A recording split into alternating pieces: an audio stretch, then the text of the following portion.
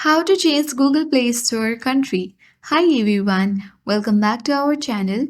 This is Rose, and if you want to change your country on Google Play Store, here's a quick and easy way to do it. First, you need to locate Google Play Store and tap to access it. Now make sure that you log into your account. Proceed by tapping on profile icon in top right corner.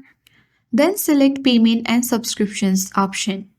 Choose the payment methods. Scroll down and tap More Payment Settings.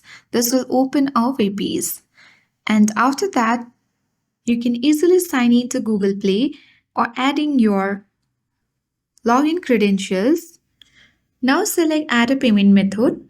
You have to enter your debit or credit card number, the month, year, and CVC, the cardholder name, and from this billing address, you can easily set your billing address and tap Save. And with that, your country on Google Map Google Play Store will be changed. So I hope this guide was helpful. If it was, then do like, share, comment, and don't forget to subscribe. Thank you for watching, and I'll see you in the next video.